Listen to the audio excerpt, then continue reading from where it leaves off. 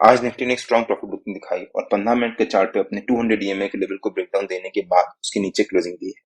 आपको क्या लगता है कि निफ्टी में ये एक क्रैश की शुरुआत है या फिर जस्ट अ करेक्शन था? अब हो सकता है निफ्टी में कल से एक रिकवरी आए।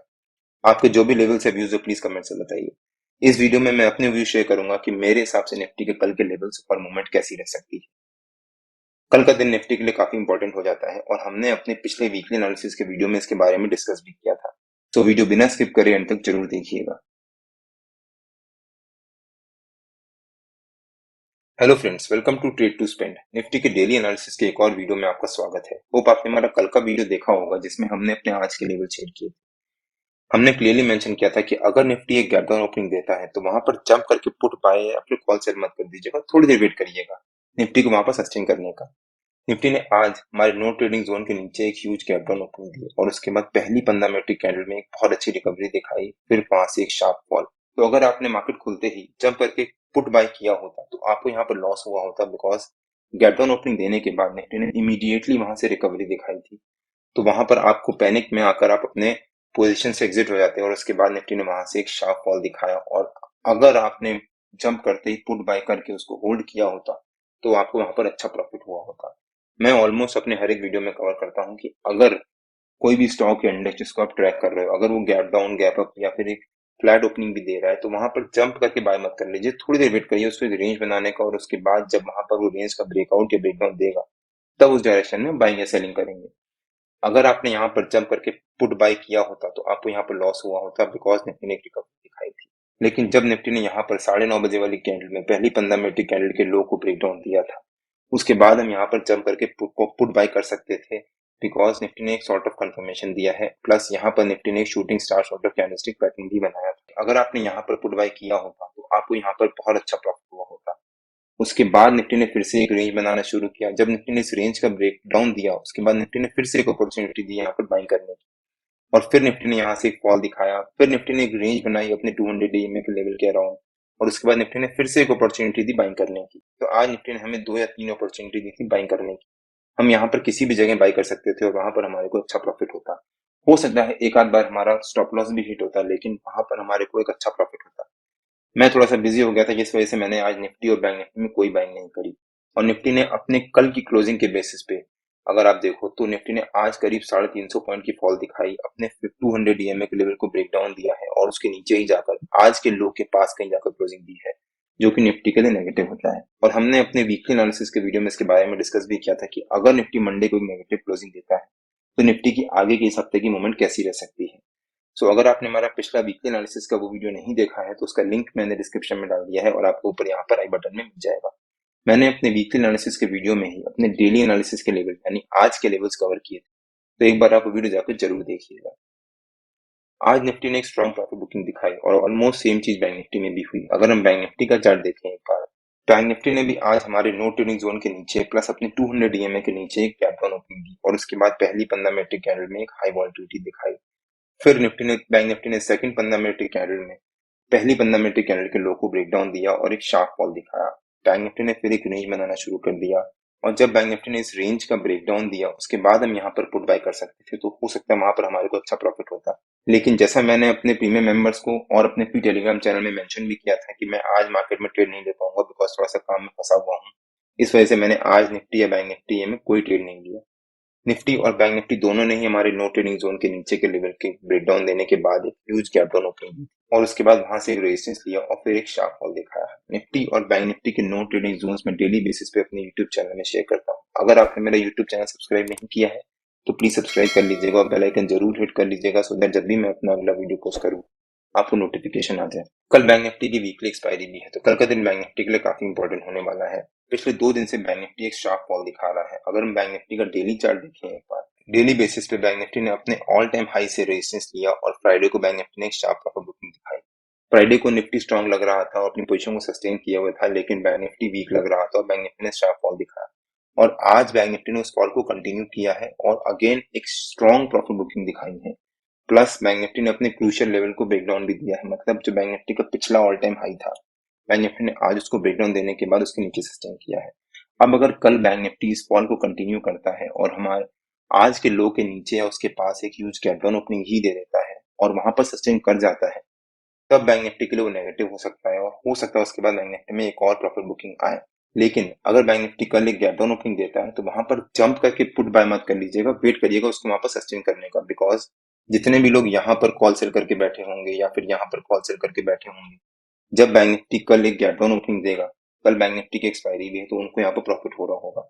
तो जो कॉल सेलर्स हैं उनको यहाँ पर प्रॉफिट हो रहा होगा, अपने प्रॉफिट बुक करेंगे, जिस वजह से बैंक निफ्टी में एक रिकवरी आ सकती है।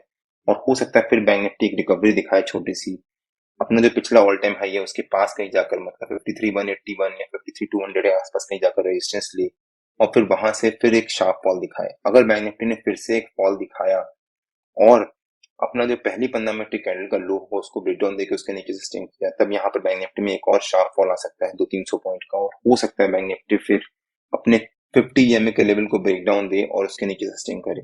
अगर बैंक निफ्टी ने उसको ब्रेक डाउन दिया तब बैंक निफ्टी में एक और फॉल आ सकता है। निफ्टी और बैंक निफ्टी के जो भी लेवल्स होते हैं रेगुलर बेसिस पे मैं अपने फ्री टेलीग्राम चैनल में पोस्ट करता रहता हूँ। अगर आपने मेरा फ्री टेलीग्राम चैनल ज्वाइन नहीं किया है तो उसका लिंक मैंने डिस्क्रिप्शन में डाल दिया है और आप मेरे को टेलीग्राम में ट्रेड टू स्पेंड नाम से ज्वाइन कर सकते हैं। कोई भी कॉल या पुट में बाय या सेल करता हूँ तो उसके बारे में मैं अपने प्रीमियम मेंबर्स को भी शेयर कर देता हूँ। अगर आपने मेरी प्रीमियम मेंबरशिप ज्वाइन करनी है तो उसका सब्सक्रिप्शन की विंडो अभी ओपन है और वो 2 तारीख को रात को 12 बजे बंद होगी। तो अगर आपको ज्वाइन करना है तो आप मेरे को टेलीग्राम में पिंग भी कर सकते हैं, प्लस आप मेरे को यहाँ पर नीचे कमेंट सेक्शन में भी पोस्ट कर सकते हैं। अब अगर निफ्टी के चार्ट पे आ जाते हैं, जैसा मैंने अभी कवर किया, निफ्टी ने फ्राइडे को एक स्ट्रेंथ शो करी थी और अपनी पोजीशन को सस्टेन किया हुआ था, लेकिन बैंक निफ्टी थोड़ा सा वीक लग रहा था और आज निफ्टी ने भी वीकनेस दिखाई है और करीब 350 से ज्यादा पॉइंट्स की फॉल दिखाने के बाद अपने आज के लो के आसपास कहीं जाकर क्लोजिंग दी है, जो कि निफ्टी के लिए नेगेटिव होता है। प्लस निफ्टी ने जो ये रेंज बनाई थी और उसके बाद उस रेंज का ब्रेकआउट देने के बाद एक बहुत अच्छी रिकवरी दिखाई थी, एक नया ऑल टाइम हाई बनाया था। फाइनली निफ्टी ने उस रेंज का ब्रेकडाउन दिया है और उसके नीचे सस्टेन किया है।